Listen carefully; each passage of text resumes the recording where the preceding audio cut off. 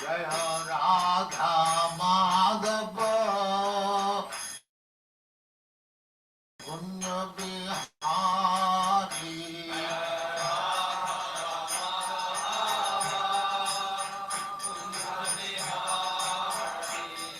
जय राधा माधव कुंज बिहारी।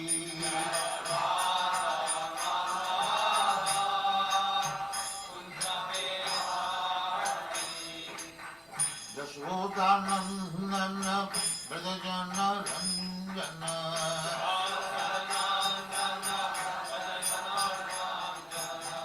यशोदानंदन ब्रजजन रंजन।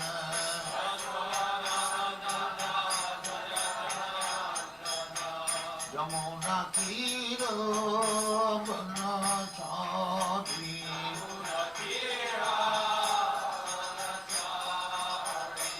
यमुना तीर बनचारी।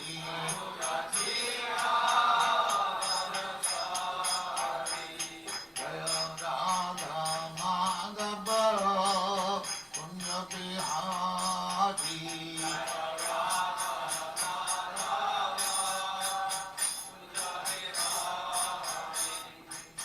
गोपी जन वल्लभ गिरिवरधारी।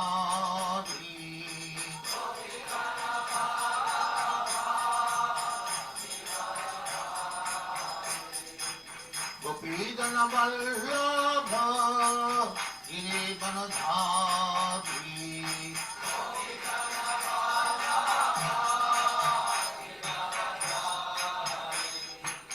यशोदानंदन ब्रजजन रंजन।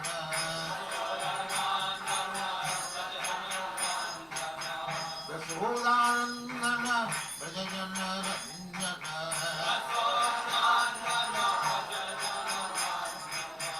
यमुना तीर बनचारी।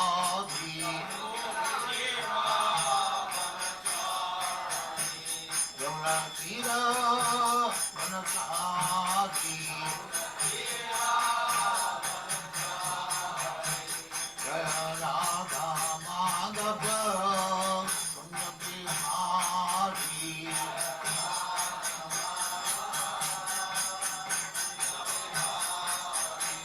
जय राधा माधव कुंज बिहारी।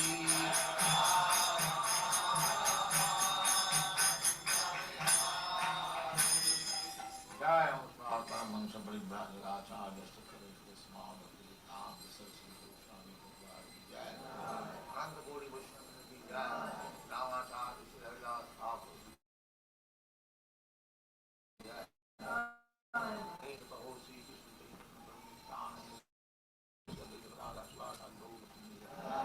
श्री राधा कृष्ण को गोपनाथ श्याम कुंड राधा कुंड की जय। वृंदावन धाम की जय। नवदीप धाम की जय। गंगा माँ की जय। जमुना माँ की जय। द्वारका धाम की जय।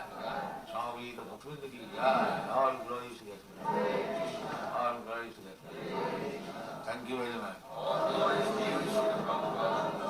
ओम नमो भगवते वासुदेवाय। ओम नमो भगवते वासुदेवाय। नमो भगवते वासुदेवाय। ओम नमो भगवते वासुदेवाय। ओम नमो भगवते वासुदेवाय। ओम नमो भगवते वासुदेवाय। नमस्कृत्य नमस्कृत्य चैव नरोत्तमं नरं चैव नरोत्तमं देवीं सरस्वतीं व्यासं देवीं सरस्वतीं व्यासं जयमुदीरयेत्। जयमुदीरयेत्। नष्टप्रायेषु भद्रेषु नष्टप्रायेषु भद्रेषु भागवत सेवया देवतावत सेवया उत्तम श्लोके भगवत्युत्तमा श्लोके भक्तिर्भवति नैष्टिकी। भक्तिर्भवति भक्तिर्भवति नैष्ठिकी। हरे कृष्णा, सभी का स्वागत है श्रीमद् भागवत की कक्षा में। हरे कृष्णा माता जी, दंडवत प्रणाम। माता जी 19th श्लोका। ओके।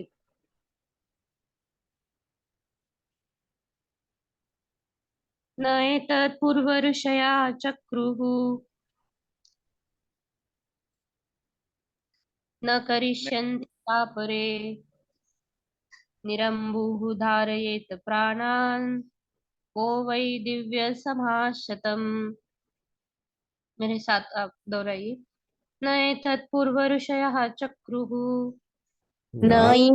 पूर्वऋषयश्चक्रुः न करिष्यन्ति चापरे न करिष्यन्ति चापरे निरम्बुः धारयेत् प्राणान् निरम्बुर्धारयेत् प्राणान् वै दिव्य समाशतम्। को वै दिव्यसमाशतम्। शब्दार्थ न नहीं एतत् यह पूर्व ऋषयाः तुम्हारे पहले के ऋषि भृगु ने चक्रुः संपन्न किया। न तो करिष्यन्ति करेंगे, च भी अपरे अन्य लोग निरंबुः जल पिए बिना धारयेत जीवित रख सकते हैं प्राणान प्राणवायु को। कहाँ कौन वह निस्संदेह दिव्य समाह दैवी वर्ष शतम 100। साथ में पढ़ेंगे। यहाँ तक कि भृगु जैसे साधु पुरुष यहाँ तक कि भृगु जैसे साधु पुरुष जो पहले जन्म ले चुके हैं, जो पहले जन्म ले चुके हैं, ऐसी कठिन तपस्या नहीं कर सके हैं, ऐसी कठिन तपस्या नहीं कर सकते हैं, न भविष्य में भी कोई ऐसा कर सकेगा। न भविष्य में भी कोई ऐसा रह कर सकेगा। तीनों लोकों में ऐसा कौन होगा? इन तीनों लोगों में ऐसा कौन होगा तो जल पिए बिना, जो जल पिए बिना 100 दैवी वर्षों तक जीवन धारण कर सके।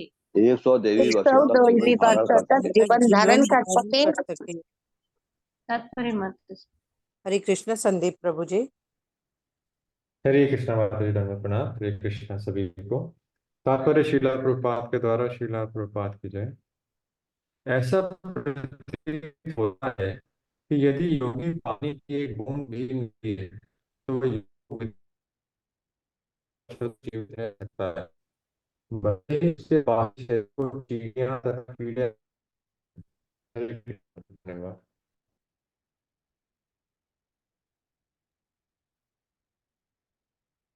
हरे कृष्ण। आवाज ऐसा प्रतीत होता है कि यदि योगी पानी की एक बूंद भी ना पिए तो वह योग विधि से अनेकानेक वर्षों तक जीवित रह सकता है, भले ही उसके ब्रह्म शरीर को चींटियां तथा कीड़े मकोड़े खा जाए। हरे कृष्ण। शिल प्रभुपाद की जय। हरे कृष्ण। तो कल के भी श्लोक में हमने देखा था, प्रभुपाद जी ने कल के श्लोक में भी तात्पर्य में ये बताया है कि यीशु क्रिस्त का उदाहरण दिया है उन्होंने कि यीशु क्रिस्त को जमीन में जब दफनाया गया, फिर उनको फिर से बाहर निकाला, तो उसके बाद वो कश्मीर में देखे गए। और फिर प्रभुपाद जी ये भी बताते हैं कि ऐसे अन्य भी उदाहरण है कि समाधिस्थ योगी जो है उनको भूमि में दफन करने के बाद कितने घंटों के बाद उनको वहां से सुस्थिति में उनको बाहर निकाला गया है। तो जो प्रभुपाद जी बताते हैं कि बाहरी शरीर, भले ही अगर बाहरी शरीर आपको लगे कि, लेकिन प्राण जो है वो अस्थि में भी, कभी कभी प्राण जो है वो अस्थि में भी रहता है। तो इस प्रकार ये हिरण्यकशिपु का जो ये वर्णन अभी चल रहा है, 2-3 अध्यायों में हिरण्यकशिपु का वर्णन आएगा। क्यों, तो उसको क्यों इतना इम्पोर्टेंस दिया जा रहा है? क्योंकि आगे जो हम चरित्र देखने वाले हैं प्रहलाद महाराज जी का, कि इतना ये हिरण्यकशिपु का जो चरित्र है वो इस प्रकार है, और इतना बड़ा असुर होने के बावजूद उनके घर में एक दिव्य दिव्य जन्म होता है दिव्य बालक का, जो प्रहलाद महाराज है। प्रहलाद महाराज जी का तो वो चरित्र महिमा मंडित करना तो वो दिव्य है अपने आप में, लेकिन उसका पिता एक तरह से इस प्रकार का उसका पिता था। और जैसे सातवें स्कंद का शुरुआत हमने देखी कि सातवें स्कंद की शुरुआत में ही जो परीक्षित महाराज है वो पूछते हैं कि भगवान तो सभी के साथ समभाव रहते हैं, फिर असुरों के ऊपर उनको दंड देकर फिर उनके साथ समभाव क्यों नहीं। परीक्षित महाराज खुद से जानते थे भगवान समभाव है, लेकिन फिर भी भगवान की और लीलाओं का वर्णन सुनने के लिए, गुणगान सुनने के लिए वो प्रश्न पूछते हैं सुखदेव गोस्वामी जी से। तब सुखदेव गोस्वामी जी जब राजसूय यज्ञ में जब शिशुपाल का जब वध हो जाता है, तब युधिष्ठिर महाराज जब नारद मुनि से प्रश्न पूछते हैं, ये सुखदेव गोस्वामी जी उसका वर्णन करते हैं। और फिर बाद में आगे फिर चतुष्कुमार की वजह से कैसे जय और विजय को श्राप मिला, और फिर कैसे उनके 3 जन्म हुए, और फिर हिरण्यकशिपु हिरण्याक्ष मरने के बाद हिरण्यकशिपु का ये वर्णन चल रहा है। तो आगे की कथा भी बहुत रोचक है, और हिरण्यकशिपु का जो वर्णन हो रहा है ये भी अपने आप में बड़ी बात है, क्योंकि आगे के श्लोक में ये पता चलेगा क्यों। व्यवसायेन तेनेन दुष्करेण मनस्विनां तपोनिष्ठेन भवता जितोहम दिति नंदन। साथ में पढ़ेंगे। व्यवसायेन तेनेन व्यवसायेन व्यवसायेन तेनेन तेनेन करेण मनस्विनां दुष्करेण दुष्करेण मनस्विनाम् मनस्विनां तपोनिष्ठेन भवता तपोनिष्ठेन तपोनिष्ठेन भवता भवता ओहम दिति नंदन। जितोऽहम् इति नन्दन। जितोऽहमिति नन्दन। व्यवसाय न संकल्प से ते तुम्हारा अनेन इस दुष्करेण दुष्कर मनस्विनाम बड़े बड़े ऋषियों तथा साधु पुरुषों के लिए भी तपनिष्ठेन तपस्या करने के उद्देश्य से भवता तुम्हारे द्वारा जीता गया अहम मैं दिति नंदन हे दिति पुत्र। हे दिति पुत्र, तुमने अपने महान संकल्प से तथा अपनी तपस्या से वह कर दिखाया है। सॉरी, हे साथ में दितिपुत्र, तुमने अपने महान संकल्प से तथा अपनी तपस्या से वो कर दिखाया है जो बड़े बड़े साधु पुरुषों के लिए भी दुष्कर है। जो बड़े बड़े जो बड़े बड़े साधु पुरुषों के लिए भी दुष्कर है। तुमने मुझे निश्चय ही जीत लिया है। इस तरह इस तरह तुमने तुमने मुझे मुझे निश्चय ही जीत निश्चय लिया ही है। जीत लिया है। तो इस श्लोक में जो है तपोनिष्ठेन, कि हिरण्यकशिपु का ये जो तप था, वो तो जो तपस्या कर रहा था पूरी निष्ठा के साथ, कि भले ही उसके पीछे उसका आसुरी भाव था, विष्णु को मारने के लिए उसको अमर होना था, अमर होने की योजना थी उसकी। उसको पता था ब्रह्मा जी खुद अमर नहीं है तो मुझे कैसे अमर बनाएंगे, आगे वो जो वरदान मांगेगा उसको लगता है कि वो अमरत्व उसको प्रदान हो गया, जो जो उसने वरदान मांगे। लेकिन हिरण्यकशिपु का जो ये तपस्या थी, तो इससे हमें बहुत कुछ सीखने मिलता है कि तपोनिष्ठेन, अगर गलत गलत चीज के लिए अगर कोई इस प्रकार तप कर सकता है, विष्णु को मारने के लिए इस प्रकार का तप कर रहा है, वो दोनों पैर के अंगूठे पर खड़ा था हाथ ऊपर करके, और 100 दिव्य वर्षों तक सौ दैवी वर्षों तक उसने तपस्या की। उसका मांस रक्त सब उसको चूस लिया था कीड़ों मकोड़े ने। और फिर इतनी बड़ी तपस्या करना, ये जो जब असुरी भाव से कर सकता है, तो हम जैसे लोगों को, हम भगवान को प्राप्त करने के लिए तपस्या क्यों नहीं हम कर सकते। कि गलत चीज के लिए कोई इतनी बड़ी तपस्या कर रहा है, तो हम सही चीज के लिए, हम देवी भाव में रहते हुए हम क्यों नहीं तपस्या कर सकते। कि इसकी जो निष्ठा थी तपोनिष्ठेन भवता, कि जो तपस्या थी उस तपस्या से ब्रह्मा जी को भी आना पड़ा। और इस प्रकार की तपस्या की तपोनिष्ठेन, कि इस प्रकार का तप निष्ठा से दृढ़ संकल्प के साथ जो ये तप कर रहा है, ऐसा दृढ़ संकल्प हम भी क्यों नहीं, भक्ति के लिए, हम भक्ति में भगवान की प्रेम प्राप्त करने के लिए, भगवान की सेवा करने के लिए हम भी क्यों ना ऐसा संकल्प हम कर सकते हैं। ऐसी तपस्या जो हमारे लिए तपस्या बताई है प्रभुपाद जी ने, हमारे गुरु आचार्य बताते हैं, सुबह जल्दी उठना, 16 माला करना, भगवान की विग्रह सेवा करना, अर्चन पद्धति बताई है। फिर भागवतम की क्लास सबसे इम्पोर्टेंट तो है, भागवतम की क्लास कि सुबह 8 बजे भागवत की क्लास में जुड़ना, ये भी एक तपस्या है कि आप पूरा आप समय निकाल कर आप 1 घंटे अच्छे से श्रवण कर रहे हैं, भागवत का एक एक शब्द आप पढ़ रहे हैं, सुन रहे हैं। तो ये भी एक तपस्या है। ये भक्ति में आगे बढ़ने के लिए नित्यम भागवत सेवा बहुत जरूरी है।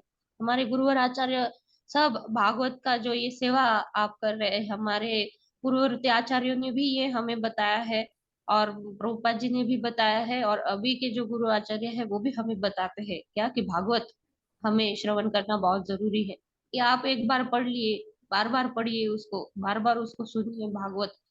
तो नित्यम भागवत सेवा नष्ट प्रायेषु अभद्रेषु, कि जो भी अभद्र है वो नष्ट प्राय नष्ट हो जाते हैं भागवत सुनने मात्र से। ये बहुत जरूरी है कि दृढ़ संकल्प के साथ, जो हिरण्य अलग चीज के लिए दृढ़ संकल्प धारण किए था, लेकिन हम अगर दृढ़ संकल्प हम अच्छी चीज के लिए हम धारण करेंगे तो जरूर इसको इतने सालों दिव्य वर्षों तक, उसको 100 दिव्य वर्षों तक उसको तपस्या करनी पड़ी। और उसने क्या सोचा था कि अभी ठीक है, मैं अभी इस जन्म में मुझे नहीं फल मिलेगा तो मैं जन्मों जन्मों लगा दूंगा, लेकिन मैं अमर बनने की कोशिश करूंगा। तो और विष्णु को मारने के लिए मैं बहुत सारी शक्ति प्राप्त करूंगा। लेकिन यही हमें कितना जन्म देना है, प्रभुपाद जी बोलते हैं कि इतने सारे जन्मों जन्म हमने गुजारे हैं भौतिक इंद्रिय तृप्ति में, लेकिन एक जन्म सिर्फ क्या करना है, हमें एक जन्म हमें कृष्ण के लिए देना है। तो क्यों ना ये जीवन में ही हम दृढ़ संकल्प के साथ हम भगवत प्रेम प्राप्त करने की कोशिश करें। ये श्लोक से जो है तपोनिष्ठे है भगवता, ये तपोनिष्ठा के साथ जो भी तपस्या करता है, फिर वो अनुकूल अनुकूल्येन कृष्णानुशीलनम भक्ति उत्तम, अनुकूल भाव से, ये तो प्रतिकूल भाव से हिरण्यकशिपु कर रहा है। लेकिन जैसे शुरू में मैंने बताया कि जैसे भगवान सभी के साथ समभाव रहते हैं कि यो यथा माम प्रपद्यन्ते ताम तथैव भजाम्यहम्। हिरण्यकशिपु ने भले ही प्रतिकूल भाव में वो प्रतिकूल भाव में सोच रहा था, जैसे शिशुपाल बचपन से वो सिर्फ कृष्ण के प्रति ईर्ष्या भाव से वो प्रतिकूल भाव में सोच रहा था, लेकिन पूरे दृढ़ संकल्प के साथ, वो भी अगर प्रतिकूल भाव में भी कोई दृढ़ संकल्प के साथ वो भगवान के लिए सोच रहा है तो भगवान उसके ऊपर भी कृपा करते हैं, उसको दंड देकर ही उसको कृपा मिल जाती है कि शिशुपाल को सायुज्य मुक्ति मिल गई। और तभी परीक्षित महाराज ये प्रश्न पूछते हैं, और हिरण्यकशिपु को भी आगे दंड मिलने वाला है, नरसिंह भगवान प्रकट होंगे, उसको भी दंड मिलेगा। लेकिन ये जब हम उत्तमा भक्ति के बारे में सोचते हैं तो हमें भक्ति कैसे करनी चाहिए, अनुकूल भाव में। तो प्रतिकूल भाव के लिए ये इतना बड़ा दृढ़ संकल्प ले सकता है, तो अनुकूल भाव में हम दृढ़ संकल्प जरूर धारण कर सकते हैं। इस प्रकार तात्पर्य माता जी। हरे कृष्ण। सावित्री तिवारी माता जी। हरे कृष्ण माता जी, दंडवत प्रणाम। हरे कृष्ण माता जी, सभी को दंडवत प्रणाम। तात्पर्य श्रील प्रभुपाद द्वारा श्रील प्रभुपाद की जय। जीता शब्द के विषय में श्रील मध्व मुनि शब्द निर्दय से निम्नलिखित उदाहरण देते हैं। पराभूतम व संस्थम च जीति भीद च उच्यते बुधे। यदि कोई किसी के बस में हो जाता है या दूसरे द्वारा पराजित हो जाता है तो वह जीता कहलाता है। हिरण्यकश्यपु की तपस्या इतनी महान तथा अद्भुत थी कि ब्रह्मा जी को भी अपने को उससे पराजित हुआ स्वीकार करना पड़ा। हरे कृष्ण माता जी, दंडवत प्रणाम माता जी। धन्यवाद माता जी मौका देने के लिए। हरे कृष्ण। ततस्ताशिषः सर्वा ददामि असुरपुङ्गव मर्तस्य ते हि अमर्तस्य दर्शनं नाफलं मम। साथ में पढ़ेंगे। ततस्त आशीषः सर्वा ततस्त आशिषः सर्वा ददामि असुरपुङ्गव ददाम्यसुरपुङ्गव मर्तस्य ते हि अमर्तस्य मर्तस्य ते मत्तश्च ते हि अमर्तस्य अमर्तस्य दर्शनं नाफलं मम। दर्शनं न दर्शनविना फलं फलं मम। मम। शब्दार्थ, ततः इसके कारण, ते तुमको आशीष वरदान, सर्वाह सभी, ददामी दूंगा, असुर पुंगव है असुरों में श्रेष्ठ, मर्तस्य मरने वाले का, ते तुम्हारी तरह ही निसंदेह, अमर्तस्य न मरने वाले का, दर्शनम दर्शन न नहीं, अफलम बिना फल के, मम मेरा।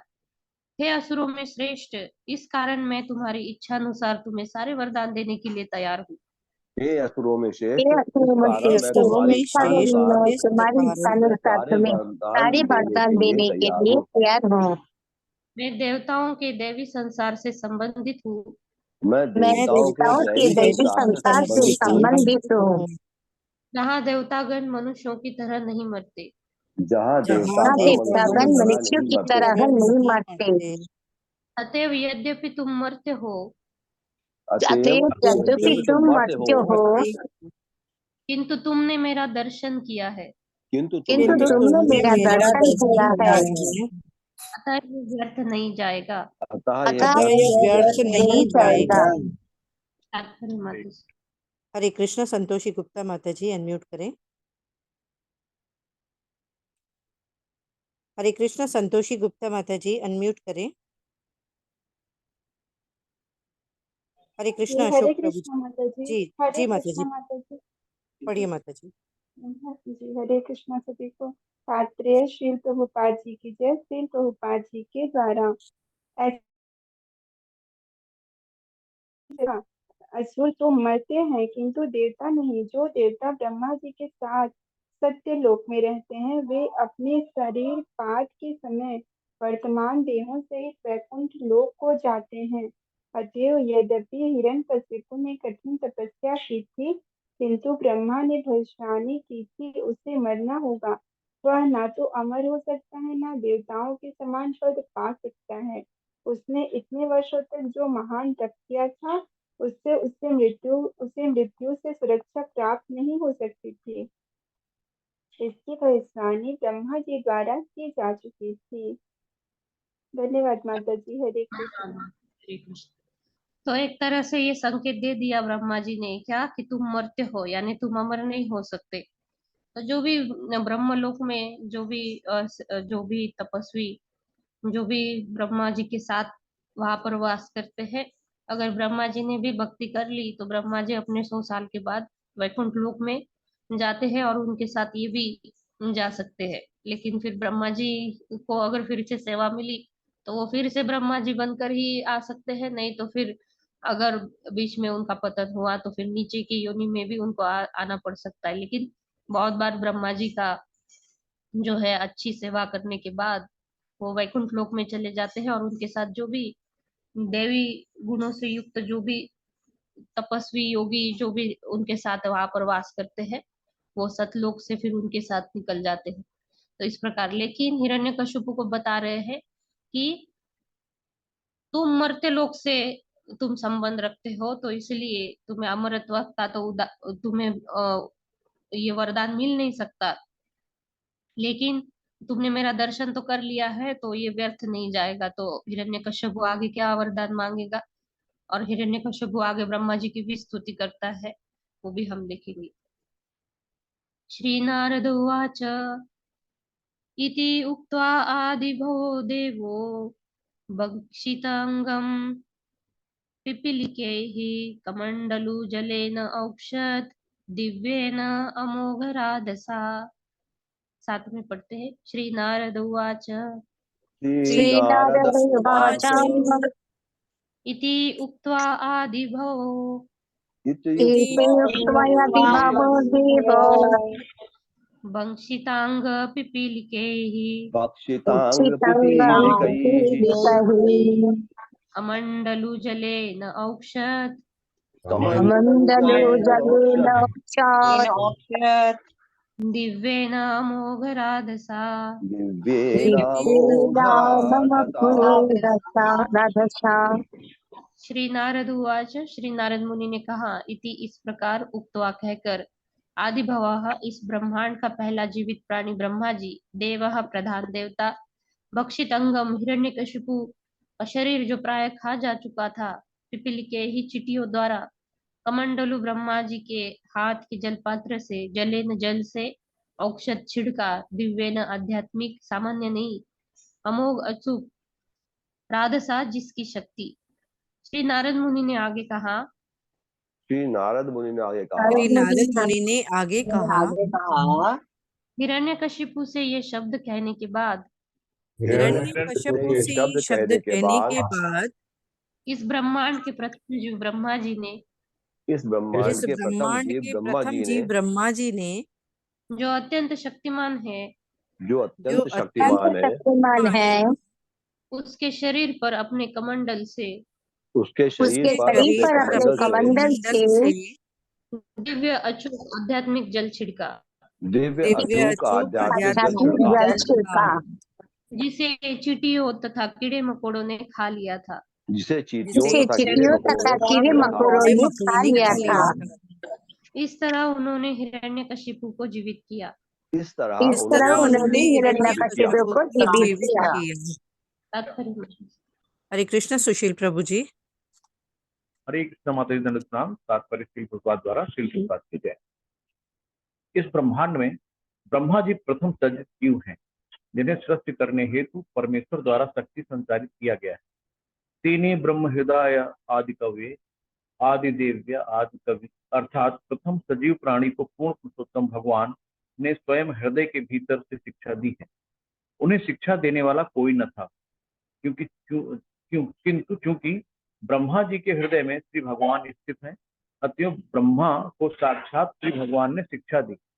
ब्रह्मा जी विशेष रूप से सत्याविष्ट होने के कारण वे चाहते हैं कि उसे करने में अचूक हैं। अमोघ राजसा शब्द का यही अर्थ है कि वे हिरण्यकश्यप के मूल शरीर को जीवन दान देना चाहते थे। अतः उन्होंने अपने कमंडल से दिव्य जल छिड़क कर उन्होंने कार्य तुरंत कर दिया। हरे कृष्ण माता जी दंडवत। हरे कृष्ण। सतत कीचकवल्मीकात् सहा ओजो बलान्वितः सर्व अवयव संपन्नो वज्र संहननो युवा उत्थितः तप्त हेमाभो विभाव सुरिवैधसः। साथ में पढ़ेंगे।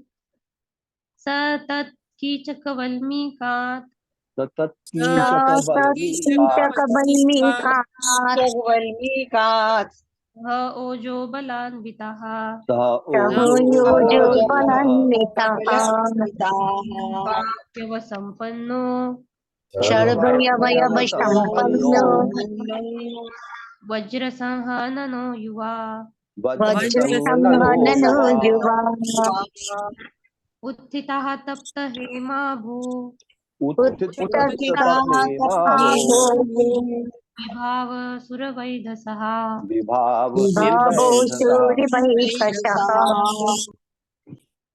सह वह हिरण्यकशिपु तत् उस कीचक वल्मीकात बॉबी तथा बास के कुंज से सह मानसिक शक्ति, ओजह इंद्रिय शक्ति, बल तथा पर्याप्त शारीरिक शक्ति से अन्वितः युक्त सर्व समस्त अवयव शरीर के अंग संपन्न पूर्णतया फिर से पाकर वज्र संहना वज्र के समान मजबूत शरीर वाला युवा तरुण उत्थितः उठा हुआ तप्त हेमाभ, जिसके शरीर की कांति पिघले सोने के समान थी, विभावसु अग्नि इव सदृश एदसः काष्ठ से, जो ही ब्रह्मा ने अपने कमंडल से ब्रह्मा ने अपने कमंडल से उसके शरीर पर जल छिड़का, उसके शरीर पर जल छिड़का, जो ही हिरण्यकशिपु उठ बैठा।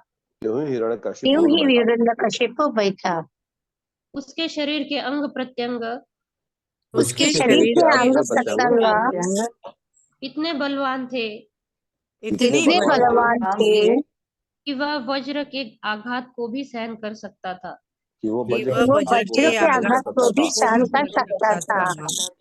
इतनी शारीरिक शक्ति एवं पिघले सोने की सी इतनी शारीरिक शक्ति एवं पिघले सोने की थी।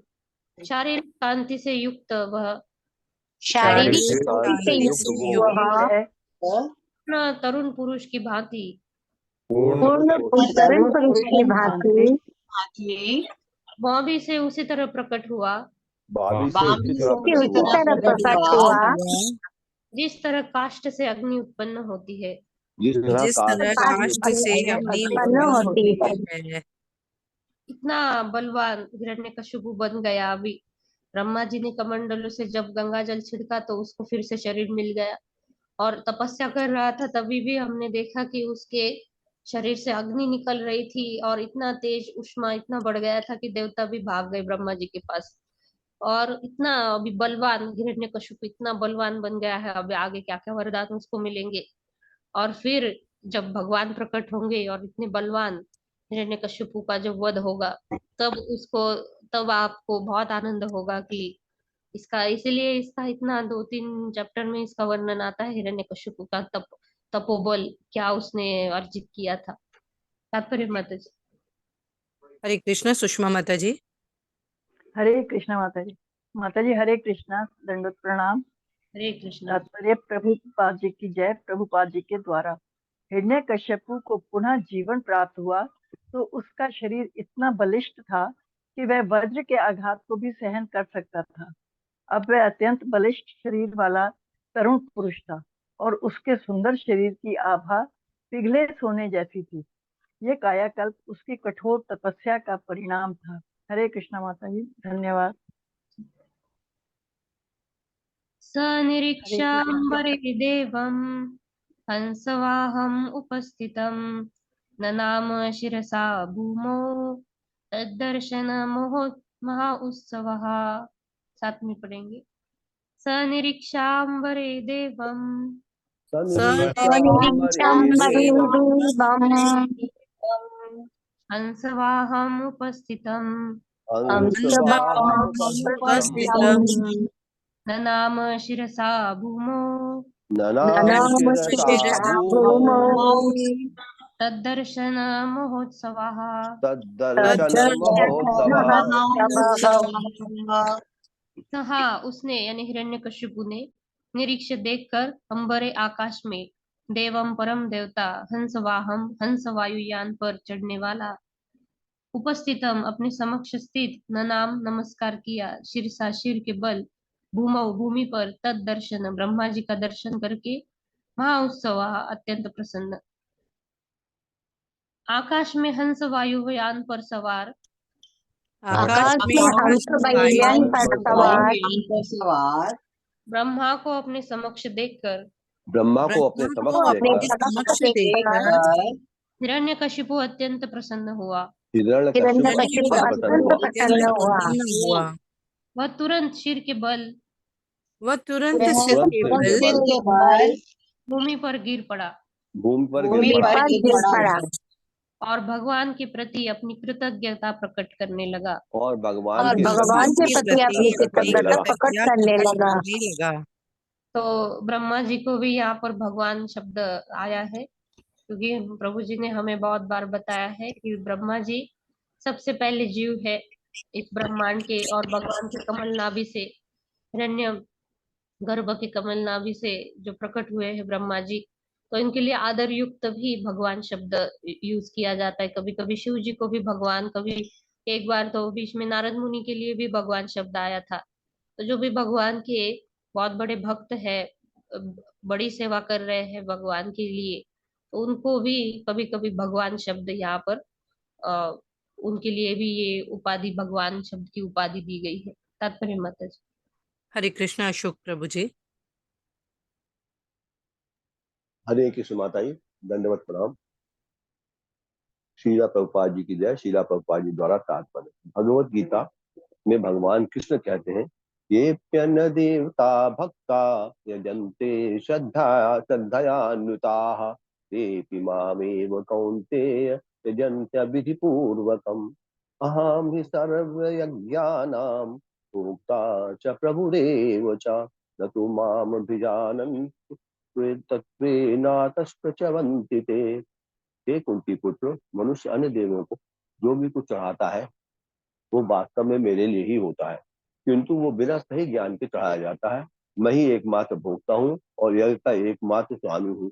जो लोग मेरे दिव्य स्वभाव को वास्तव में नहीं जानते वे पतित होते हैं। वास्तव में कृष्ण कहते हैं, जो लोग देवताओं की पूजा में लगे रहते हैं वे बहुत बुद्धिमान नहीं होते, यद्यपि ये प्रत्यक्ष रूप से वे मेरी ही पूजा है। उदाहरणार्थ, जब कोई व्यक्ति वृक्ष की जड़ों में पानी न डालकर वृक्ष की टहनियों तथा पत्तों में जल डालता है, तो वो पर्याप्त ज्ञान के अभाव में या अनुष्ठानों का पालन किए बिना ही ऐसा करता है। वृक्ष को जल देने की विधि है कि उसकी जड़ों में पानी डाला जाए। इसी प्रकार शरीर के विभिन्न अंगों की सेवा करने की विधि है कि पेट में भोजन डालना। इस तरह से सारे देवता परमेश्वर की सरकार के विभिन्न अफसर तथा निर्देशक हैं। मनुष्य को सरकार द्वारा निर्मित कानून का पालन करना होता है, न कि अफसरों या निर्देशकों द्वारा निर्मित कानूनों का। इसी प्रकार प्रत्येक व्यक्ति को केवल परमेश्वर की पूजा करनी होती है। इससे भगवान के विभिन्न अफसर तथा निर्देशक स्वतः प्रसन्न हो लेंगे। सारे अफसर तथा निर्देशक तो सरकार के प्रतिनिधि हैं और उनमें से किसी को भी घूस देना अवैध है। भगवत गीता में इसे अविधि पूर्वकम कहा गया है। दूसरे शब्दों में कृष्ण देवताओं की अनावश्यक पूजा की अनुमति नहीं देते। भगवत गीता में स्पष्ट कहा गया है कि वैदिक साहित्य में अनेक प्रकार के यज्ञ संपन्न करने की संस्तुत की गई है, किंतु वास्तव में वे सब परमेश्वर को प्रसन्न करने के लिए हैं। यज्ञ का अर्थ है विष्णु। भगवत गीता के तृतीय अध्याय में स्पष्ट कहा गया है कि मनुष्य को चाहिए कि यज्ञ अथवा विष्णु को प्रसन्न करने के लिए ही कर्म करे। मानव सभ्यता का पूर्ण रूप, जो वर्णाश्रम धर्म के नाम से जाना जाता है, विष्णु को प्रसन्न करने के ही निमित्त है। अतएव कृष्ण कहते हैं, मैं समस्त यज्ञों का भोक्ता हूँ क्योंकि मैं ईश्वर हूँ। किंतु अल्पज्ञ इस तथ्य को न जानते हुए क्षणिक लाभ के लिए देवताओं की पूजा करते हैं। अतएव वे इस भौतिक संसार में आ गिरते हैं और जीवन के इच्छित लक्ष्य को प्राप्त नहीं कर पाते। किंतु यदि किसी को कोई भौतिक इच्छा पूरी करनी है तो अच्छा हो कि वो इसके लिए परमेश्वर से प्रार्थना करे, यद्यपि यह शुद्ध भक्ति नहीं है, और इस तरह उसे वांछित फल मिलेगा। यद्यपि हिरण्यकश्यप ने ब्रह्मा जी को नमस्कार किया, किंतु वह विष्णु के प्रति अत्यधिक शत्रुता रखता था। यह असुर का लक्षण है। असुरगण देवताओं की पूजा भगवान से भिन्न होने के रूप में करते हैं और वे ये नहीं जानते कि सारे देवता भगवान के दास होने के कारण ही शक्तिशाली होते हैं। यदि भगवान देवताओं से शक्ति छीन ले तो देवतागण अपने उपासकों को वरदान न दे सके। एक भक्त तथा असुर में यही अंतर होता है कि भक्त ये जानता है कि विष्णु भगवान है और सभी लोग उनसे शक्ति प्राप्त करते हैं। एक भक्त विशेष शक्तियों के लिए देवताओं की पूजा न करके भगवान विष्णु की पूजा ये जानते हुए करता है कि यदि उसे किसी शक्ति की आवश्यकता होगी तो वो विष्णु के भक्त के रूप में कर्म करता हुआ प्राप्त कर लेगा। अतएव शास्त्र में यह संस्तुत की गई है, अकामः सर्व कामो वा मोक्ष कामोदारती तीव्रेण भक्ति योगेन यजेत पुरुषम परम। जो व्यक्ति व्यापक बुद्धि का होता है, वो चाहे भौतिक इच्छाओं से युक्त हो या उनसे मुक्त हो अथवा मुक्ति चाहता हो, तो उसे सभी तरह के परम पूर्ण भगवान की पूजा करनी चाहिए। यदि मनुष्य भौतिक इच्छाओं से पूर्ण भी हो तो भी उसे देवताओं की पूजा न करके परमेश्वर की पूजा करनी चाहिए।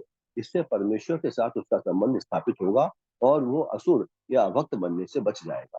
ये इस प्रसंग में शील मध्वाचार्य ब्रह्म तर्क से निम्नलिखित उदाहरण देते हैं। एक स्थान कार्य तत्वाद विष्णु प्रधान्यतस्तथा जीवस्य तदधीनत्वान् भिन्नाधिकृतम वचः। क्योंकि विष्णु सर्वश्रेष्ठ है, अतएव उनकी पूजा द्वारा मनुष्य की सारी इच्छाएं पूरी हो सकती हैं। उसे किसी अन्य देवता की ओर ध्यान देने की आवश्यकता नहीं है। हरे कृष्ण माता जी, दंडवत प्रणाम। हरे कृष्ण प्रभु जी। तो भले ही ब्रह्मा जी से इसको वरदान प्राप्त हुआ, लेकिन भगवत गीता में भी हमने पढ़ा है बहुत बार कि देवी देवताओं द्वारा जो भी वरदान प्राप्त होता है वो शाश्वत नहीं होता, उससे शाश्वत आनंद नहीं मिलने वाला, वो कभी भी वो वरदान नष्ट हो सकता है। और असुरों का वरदान तो जो होता है, असुर जो वरदान मांगते हैं, भौतिक वरदान जो मांगते हैं, वो वास्तव में वो वरदान नहीं होते, उनके लिए वो वरदान भी क्या हो जाते हैं, शाप बन जाते हैं। तो ये जो हिरण्यकश्यपु का ने जो वरदान मांगा आगे जाकर, वो भी उसके लिए श्राप ही बन गया। तो इस प्रकार, लेकिन लेकिन कुछ मांगना भी है तो किसके पास मांगना चाहिए? भगवान के पास, क्योंकि देवी देवता जो भी वरदान देते हैं, उनको वो वरदान देने की शक्ति जो है वो भगवान द्वारा ही प्रदत्त होती है, और उनके अंदर भी परमात्मा रूप में भगवान स्थित रहते हैं। तो वही प्रेरणा देते हैं कि कोई देवी देवताओं के पास जाता है, कुछ मांगता है, तो भगवान उसको मंजूर करते हैं और फिर देवी देवता वो वरदान दे पाते हैं। लेकिन जो भी देवी देवताओं के पास जाता है वो भौतिक इच्छा पूर्ति के लिए जाता है, और वो वरदान तो देवी देवता दे देते हैं, लेकिन वो भौतिक इच्छा वो जितनी भी वो पूरी कर पाएंगे वो भी कैसे भंगुर है, उसके बाद वो नष्ट हो जाएगा। जो भी उनको धन प्राप्त करना था, धन मिल गया, यश मिल गया, वो भी थोड़े दिनों के बाद वो भी नष्ट होने वाला है, काल का प्रभाव है। लेकिन कुछ भी मांगना हो तो यज्ञ करना, यानी क्या? यज्ञ वही विष्णु हो, कि विष्णु को प्रसन्न करने के लिए जो भी कर्म कर रहे हो, जो भी कुछ करना है, वो सब किसके लिए करना चाहिए? विष्णु के लिए, भगवान कृष्ण के लिए।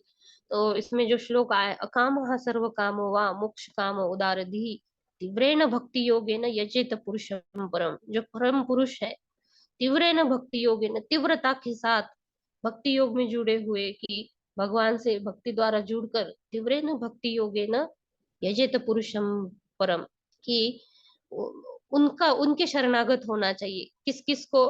कि अकामहा, कि जिसको कोई भौतिक इच्छा नहीं है, जिसकी व्यापक बुद्धि होती है, और सर्व कामों, जिसके पास बहुत कुछ इच्छा है, कामनाएं हैं, जिसके पास बहुत सारी भौतिक इच्छा है, तृप्ति करने की उसकी इच्छा है।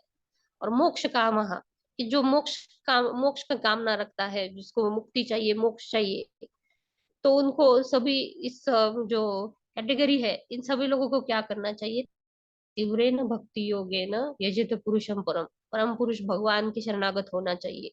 फिर भगवान देखेंगे कि उसको, जो भक्त उनके पास आया है, उसकी कौन सी इच्छा पूरी करनी है, कि उसको मेरे तरफ आने के लिए वो सही है या नहीं है, उसको पूरी करनी है या नहीं करनी है, या फिर किस प्रकार उसको देनी है, इसे भगवान अभी अपने हाथ में ले लेते हैं। लेकिन कहने का तात्पर्य यह है कि देवी देवताओं के पास अगर कोई जाता है भौतिक इच्छा पूर्ति के लिए, तो वो वरदान भी भगवान द्वारा ही दिया जाता है, लेकिन वो भौतिक इच्छा जो है वो क्षणिक होती है। लेकिन अगर भगवान के पास कोई जाता है भगवान के शरणागत होकर, तो भगवान, वो भौतिक इच्छा भी वो नष्ट हो जाती है, कि भगवान इस प्रकार उसको अपनी भक्ति में अपनी तरफ उसको आकर्षित कर लेते हैं, कि जो भौतिक इच्छा लेकर गया था, उसकी भौतिक इच्छा भी थोड़े दिनों के बाद वो नष्ट हो जाएगी। जैसे ध्रुव महाराज गए थे भौतिक इच्छा लेकर, लेकिन जैसे ही भगवान के दर्शन कर लिए, बोलते हैं कि मैं क्या कांच का टुकड़ा मांग बैठा, कि मेरे पास जब आपका सुंदर रूप का मैंने दर्शन कर लिया, तो अभी मुझे बहुत बुरा लग रहा है कि मैंने कांच के टुकड़े मांग लिए। तो इस प्रकार उत्थाय प्राञ्जलिः प्रवाह ईक्षमाणो दृशा विभुम् हर्षाश्रुपुलक उद्भेदः गिरा गदगदया अगृणात्। साथ में पढ़ेंगे। उत्थाय प्राञ्जलिः प्रवाह उत्थाय उत्थाय प्राञ्जलिः प्राञ्जलिं प्रवाह प्रवाह ईक्षमाणो दृशा विभुम् ईक्षमाणो ईक्षमाणो दृशा द्विषा विभुम् विभुम् हर्षा अश्रुपुलको उद्भेदो सहस्रपुलको हर्षाश्रुपुलकोद्भेदो युद्भेदो गिरा गदगदया गृणात्। गिरा गदगदया गृणात्। गृणात्। उत्थाय, उठकर, प्रांजलि ही, हाथ जोड़े, प्रवाह, विनीत भाव से, ईक्षमाणः, देखते हुए, दृशा, अपनी आंखों से, विभुम, इस ब्रह्मांड के भीतर परम पुरुष को, हर्ष प्रसन्नता के अश्रु आंसुओं से, पुलक, शरीर में रोमांच, उद्भेदाः, सजीव, गिरा, शब्दों से, गदगदया, रुक रुक कर, अग्रुनाथ, प्रार्थना की। तब दैत्य राजभूमि से उठकर तब दैत्य राजभूमि से उठकर एवं ब्रह्मा जी को अपने समक्ष देखकर एवं ब्रह्मा जी को ब्रह्मा अपने जी को समक्ष अपने समक्ष देखकर देखकर प्रसन्नता से अभिभूत हो गया। प्रसन्नता से प्रसन्नता अभिभूत से हो गया। अभिभूत हो गया। वह अश्रुपूर्ण नेत्रों एवं कंपित पुलकित शरीर से वो अश्रुपूर्ण नेत्रों एवं कंपित पुलकित शरीर से आपने अपने 8:30 कहा था, हाथ 8:45 हो गए।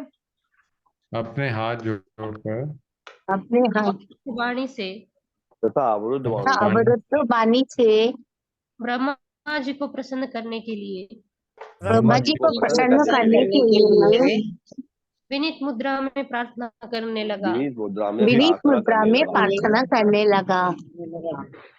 अभी हिरण्यकशिपु जो है, ब्रह्मा प्रसन्न हो गया ब्रह्मा जी को देखकर।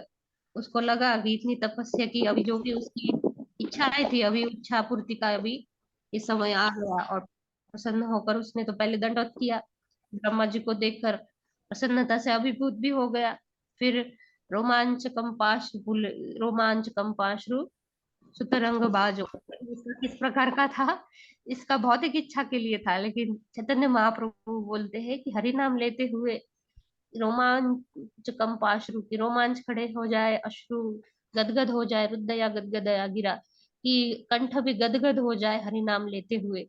लेकिन इसका कैसा था? इसके जो विकार दिख रहे थे, नेत्र अश्रुपूर्ण थे, शरीर कंपित और पुलकित शरीर था, और रुद्ध वाणी भी उसकी कैसी थी, अवरुद्ध वाणी थी। क्योंकि इसको अभी भौतिक इच्छा पूर्ति होने वाली थी, इसलिए उसको इतना आनंद हो गया, और फिर ब्रह्मा जी को स्तुति करता है वो आगे। श्री हिरण्यकशिपुर्वाच कल्पान्ते कालसृष्टेन यो अन्धेन तमसावृतम्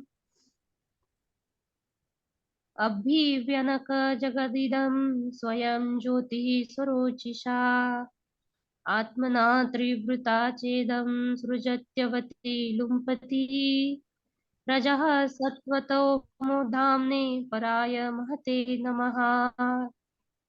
साथ में पढ़ेंगे। श्री हिरण्यकशिपुर्वाच श्रीहिरण्यकशिपुर्वाच कल्पान् कालसृष्टेन कल्पान्ते कालसृष्टेन येन तमसावृतम् तमसावृतम् तमसावृतम् अभिव्यनक जगद इदम् स्वयं ज्योतिः स्वरोचिषा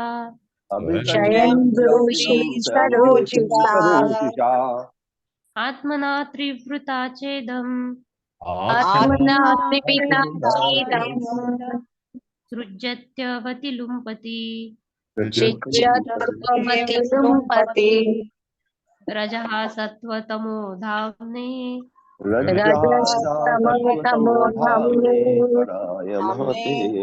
पराय महते नमः। शब्दार्थ है। श्री हिरण्यकशिपु उवाच, हिरण्यकशिपु ने कहा, कल्पान्ते ब्रह्मा जी के प्रत्येक दिन के अंत में काल सृष्टेन काल यानी समय द्वारा सृजित यह जो अंधे न घने अंधकार से तमसा अज्ञान से आवृतम ढका हुआ अभिव्यनक प्रकट व्यक्त जगत विराट अभिव्यक्ति इदम यह स्वयं ज्योति ही आत्मतेज स्वरुचिषा अपने शरीर की किरणों से आत्मना अपने से त्रिवृता प्रकृति के तीनों गुणों द्वारा संचालित च भी इदम यह भौतिक जगत सृजति उत्पन्न करता है, अवति पालन करता है, लुम्पति संहार करता है, रज रजोगुण का, सत्व सतोगुण, तम तमोगुण का, धाम ने परम स्वामी को, पराय परम को, महते महान को नमः मेरा सादर नमस्कार।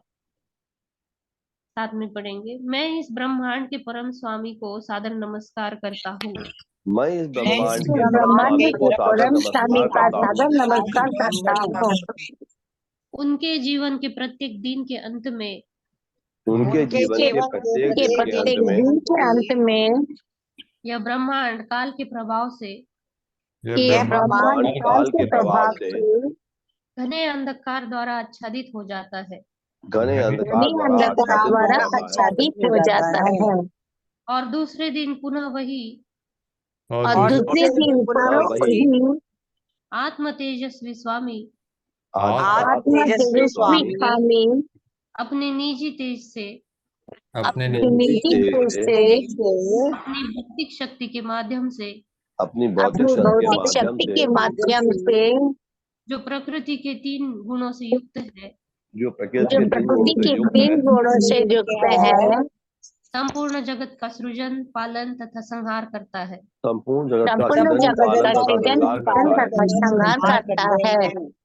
वे ब्रह्मा जी ही सतोगुण, रजोगुण तथा तमोगुण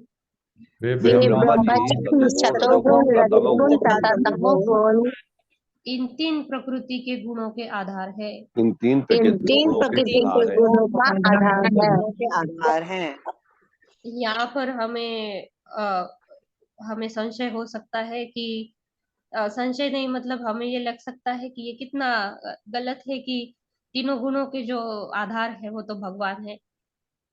जैसे हम देखे हैं कि महाविष्णु, फिर गर्भोदक्षाय विष्णु, फिर क्षीरोदक्षाय विष्णु, और इनके द्वारा ये सब सृष्टि का निर्माण होता है। ब्रह्मा जी तो जैसे जैसे इंजीनियर को सभी कुछ चीजें दी जाती है और इंजीनियर फिर आगे जाकर उसका किसी चीज का निर्माण करता है, ब्रह्मा जी तो वैसे है। फिर यहाँ पर क्यों ऐसा बोला है? ताकि क्योंकि हिरण्यकशिपु जो है उसका ज्ञान जो है वो सीमित है, रजोगुण और तमोगुण से भरा उसकी ये तपस्या थी।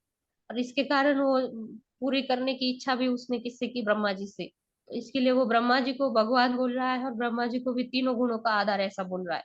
लेकिन ये जो बोल रहा है ये सब किसके लिए लागू हो रहा है, ये भगवान कृष्ण के लिए, भगवान विष्णु के लिए लागू हो रहा है।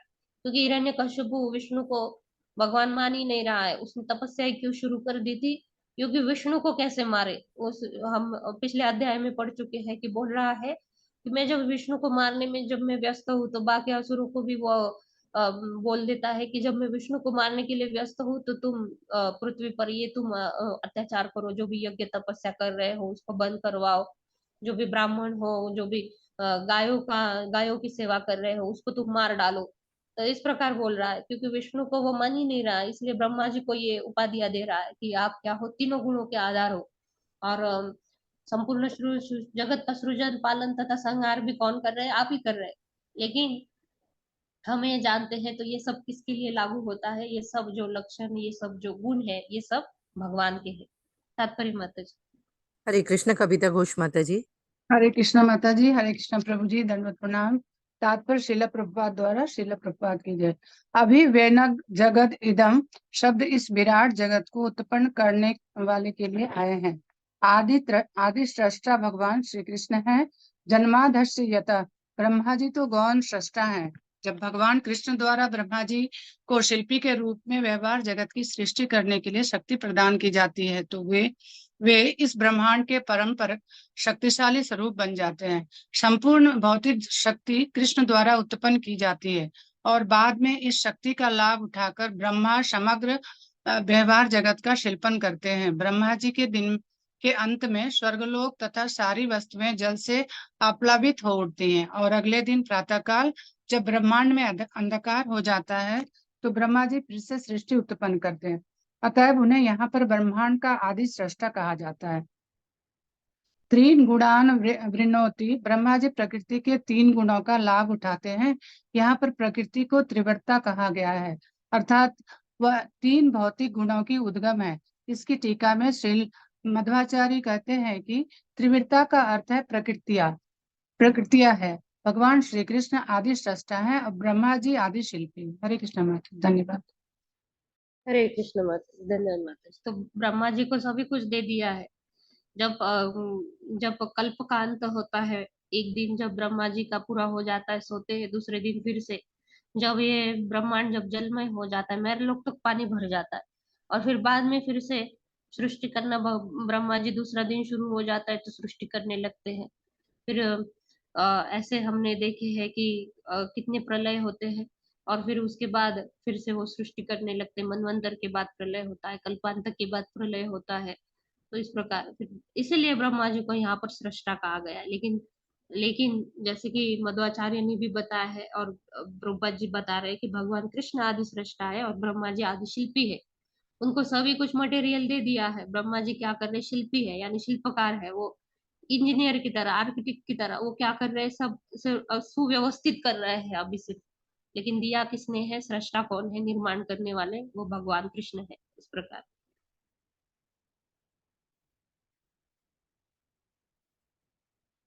ठीक है, ये हम पूरा करेंगे। नमः आद्याय बीजाय ज्ञान विज्ञान मूर्तये प्राण इंद्रिय मनो बुद्धि विकारे व्यक्तिम ईयुषे। साथ में पढ़ेंगे। नमः आद्याय बीजाय नमोनादाय बीजाय ज्ञान विज्ञान मूर्तये ज्ञान विज्ञान मूर्तये प्राण इंद्रिय मनो बुद्धि प्राणेन्द्रिय मनो बुद्धि विकारे व्यक्तिमीयुषे व्यक्तिमीयुषे। नमः, मैं सादर नमस्कार करता हूँ आद्याय आदि जीव को, बीजाय विराट विश्व के बीज को, ज्ञान को, विज्ञान व्यवहारिक ज्ञान के, मूर्तये अर्चा विग्रह या स्वरूप को, प्राणों के, इंद्रिय के, मन के, बुद्धि के, विकार रूपांतरों से, व्यक्तिम अभिव्यक्ति, ईयुषे जिसने प्राप्त कर लिया है। साथ में पढ़ेंगे। मैं इस ब्रह्मांड के आदि पुरुष ब्रह्मा जी को नमस्कार करता हूँ। मैं इस ब्रह्मांड के आदि पुरुष ब्रह्मा जी को नमस्कार करता हूँ। जो ज्ञान विशेष है जो जो ज्ञान ज्ञान विशेष है विशेष है तथा जो इस विराट जगत को तथा तथा जो जो इस इस विराट विराट जगत जगत को को उत्पन्न करने में उत्पन्न उत्पन्न करने में करने में मन तथा अनुभूत बुद्धि का उपयोग कर सकते हैं। मन तथा मन अनुभूत तथा बुद्धि का अनुभूत उपयोग कर बुद्धि का सकते हैं। उपयोग कर सकते हैं। उनके कार्यकलापों के ही कारण उनके उनके कार्यकलापों के ही कारण कार्यकलापों के ही कारण इस ब्रह्मांड में हर वस्तु दृष्टिगोचर हो रही है। इस इस ब्रह्मांड में हर ब्रह्मांड वस्तु में हर दृष्टिगोचर हो वस्तु रही है। दृष्टिगोचर हो रही है। अतएव वे समग्र अभिव्यक्तियों के कारण है। अतएव वे ये समग्र समग्र अभिव्यक्तियों के कारण अभिव्यक्तियों है। के कारण है। तात्पर्य माता जी। हरे कृष्ण। रीटा कथुरिया माता जी। हरे कृष्णा माता जी। हरे कृष्णा सभी को। शिला प्रभुपाद की जय। तात्पर्य शिला प्रभुपाद जी के द्वारा। वेदांत सूत्र का शुभारंभ इस घोषणा से होता है कि परम पुरुष ही समस्त सृष्टि के आदि स्रोत हैं, यानी जन्माद्यस्य। कोई यह प्रश्न कर सकता है कि क्या ब्रह्मा जी परम पुरुष हैं? नहीं, परम पुरुष तो कृष्ण है। ब्रह्मा श्री कृष्ण से ही अपना मन, बुद्धि तथा अन्य सारी वस्तुएं प्राप्त करते हैं और तब वे गौण सृष्टा या इस ब्रह्मांड के शिल्पी बनते हैं। इस संबंध में हमें ध्यान रखना चाहिए कि सृष्टि संयोगवश विशाल पिंड के विस्फोट से उत्पन्न नहीं हुई। वैदिक जिज्ञासु ऐसे निरर्थक सिद्धांतों को नहीं मानते। प्रथम उत्पन्न जीव तो ब्रह्मा जी हैं, जिसे भगवान ने पूर्ण ज्ञान तथा बुद्धि प्रदान की है। जैसा कि श्रीमद् भागवत में कहा गया है, तेने ब्रह्म हृदय या आदि कवे। यद्यपि ब्रह्मा जी प्रथम उत्पन्न प्राणी हैं, लेकिन वे स्वच्छंद नहीं हैं, क्योंकि वे अपने हृदय में पूर्ण पुरुषोत्तम भगवान की सहायता से बुद्धि प्राप्त करते हैं। सृष्टि के समय ब्रह्मा जी के अतिरिक्त अन्य कोई नहीं होता, अतः वह श्री भगवान से प्रत्यक्ष रूप में हृदय के माध्यम से अपनी बुद्धि प्राप्त करते हैं। इसकी व्याख्या श्रीमद् भागवत के प्रारंभ में की जा चुकी है। इस श्लोक में ब्रह्मा जी को विराट जगत का आदि कारण कहा गया है। यह भौतिक जगत में उनके पद का सूचक है। ऐसे अनेक नियंत्रक हैं जिन सबों को परमेश्वर श्री विष्णु ने उत्पन्न किया। इसका चित्रांकन चैतन्य चरितामृत में वर्णित एक घटना में हुआ है। जब इस ब्रह्मांड विशेष के ब्रह्मा जी को श्री कृष्ण ने द्वारका में आमंत्रित किया, तो उन्होंने सोचा कि वे ही एकमात्र ब्रह्मा हैं। अतः जब श्री कृष्ण ने अपने सेवक से पूछा कि कौन से ब्रह्मा भेंट करने द्वार पर आए हैं, तो ब्रह्मा जी को आश्चर्य हुआ। उन्होंने उत्तर दिया कि चारों कुमारों के पिता ब्रह्मा जी द्वार पर प्रतीक्षा कर रहे हैं। बाद में ब्रह्मा जी ने भगवान श्री कृष्ण से पूछा कि आपने ये क्यों पूछा कि कौन से ब्रह्मा आए हैं? तो भगवान ने बताया कि ऐसे लाखों ब्रह्मा हैं, क्योंकि ब्रह्मांड भी लाखों हैं। तब भगवान श्री कृष्ण ने सारे ब्रह्माओं को बुलाया, तो सारे ब्रह्मा तुरंत उनसे भेंट करने आए। चतुर्मुख ब्रह्मा ने चार मुख होने के कारण उन अनेक ब्रह्माओं के मध्य अपने को अत्यंत तुच्छ प्राणी समझा, जिनके अनेक मुख थे। इस प्रकार प्रत्येक ब्रह्मांड का एक शिल्पी ब्रह्मा होता है और भगवान श्री कृष्ण उन सबों के आदि स्रोत। हरे कृष्णा माता जी। धन्यवाद माता जी। हरे कृष्ण माता जी। धन्यवाद। तो जब ये चैतन्य चरितामृत में ये कथा आती है कि ब्रह्मा जी को लगा कि मैं तो सृष्टा हूँ ब्रह्मांड का, लेकिन अंदर देखा जाकर तो वहां पर 8 सिर वाले ब्रह्मा थे, 50 सिर वाले भी ब्रह्मा थे, 100 सिर वाले भी ब्रह्मा थे, सहस्त्र सिर वाले भी ब्रह्मा थे, जो अपने 100 सहस्त्र सिरों को लेकर भगवान कृष्ण को दंडवत कर रहे थे, झुक रहे थे भगवान के सामने। और तब ब्रह्मा जी को लगा कि मैं तो वो अपने को खुद को तुच्छ प्राणी समझने लगे इस प्रकार। लेकिन जो भी इस प्रकार का जो भी सेवा दे रहा है, जो भी उच्च पद पर जो भी स्थापित हो चुका है, उसको किसने ये पद दिया है? भगवान ने ये पद दिया है। तो सबसे पहले जो ब्रह्मा ब्रह्मा जी जो भगवान के नाभि कमल से प्रकट होते हैं, तो सबसे पहले जीव है। तो सबसे जो पुण्यवान जीव है कि वो सेवा कर पाएगा, भगवान उसको वो पद दे देते हैं। और फिर भागवतम ने हमने पढ़ा भी था कि 100 साल तक 100 बार अगर वर्णाश्रम धर्म का अच्छे से कोई पालन करता है बिना कोई अपराध के, तो उसको भी ब्रह्मा जी का स्थान मिल सकता है। लेकिन ये सेवा करने के लिए जो भी पात्र है, उसको भगवान ही वहां पर उसको वो स्थान दे देते हैं। तो इसका मतलब ये नहीं कि वो ही सभी को सृष्टा करने वाला वही है। ब्रह्मा जी तो क्या है, एक शिल्पी है ब्रह्मा जी, लेकिन सर्व कारण कारणम की जो आदि पुरुष भगवान है वही सभी कारणों के कारण है।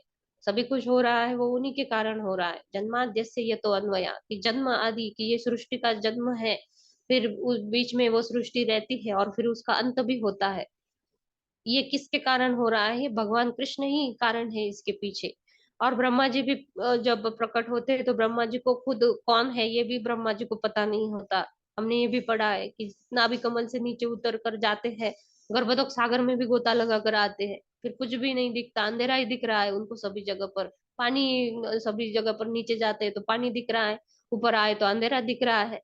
और फिर उनको तप करके दो शब्द सुनाई देते हैं और फिर तपस्या करने के बाद फिर भगवान भगवान का जो आदेश है उनको मिलता है, भगवान का दर्शन होता है। तेने ब्रह्म हृदय आदि कवये मुह्यंति यत् सूर्य, कि फिर ब्रह्मा जी के हृदय में भगवान वो जो ज्ञान है वो स्थापित कर देते हैं। और हमने ये भी पढ़ा है कि जब ब्रह्मा जी को सृष्टि का निर्माण करना है तो ब्रह्मा जी खुद प्रार्थना करते हैं कि मैं ये सृष्टि का निर्माण तो कर रहा हूँ लेकिन कैसे करूँ। तो भगवान बोलते हैं कि सिर्फ आप मन में सोचो और मेरे मेरे मेरे लिए प्रार्थना करो और मन में सोचो, अपने आप आपको वो हो जाएगा काम। तो इस प्रकार और फिर ब्रह्मा जी खुद प्रार्थना करते हैं कि मैं ये सब रजोगुण को धारण कर रहा हूँ, मैं ये सृष्टि का निर्माण कर रहा हूँ, लेकिन मुझ में अहम भावना आ जाए कि मैं ही करने वाला हूँ, तो ये भी मेरे ऊपर कृपा कीजिए। ब्रह्मा जी खुद प्रार्थना कर रहे हैं। तो ये भी जो भी उच्च पदस्थ जो आसीन है, वो सब किसने दिया है इनको उच्च पद? ये भगवान ने दिया है, भगवान कृष्ण ने दिया है। इस प्रकार प्रभुपाद जी यहाँ पर कह रहे हैं। ओम अज्ञानतिमिरान्धस्य ज्ञानाञ्जनशलाकया चक्षुरुन्मीलितं येन तस्मै श्रीगुरुवे नमः। नमो विष्णुपादाय कृष्णप्रेष्ठाय भूतले श्रीमते भक्तिवेदान्त स्वामिनिति नामिने। नमस्ते सारस्वते देवे गौरवाणी प्रचारिणे निर्विशेष शून्यवादी पाश्चात्य देश तारिणे। जय श्री कृष्ण चैतन्य प्रभु नित्यानंद, श्री अद्वैत गदाधर श्रीवासादि गौर भक्त वृंद। हरे कृष्ण कृष्ण कृष्ण हरे हरे, हरे राम राम राम हरे हरे।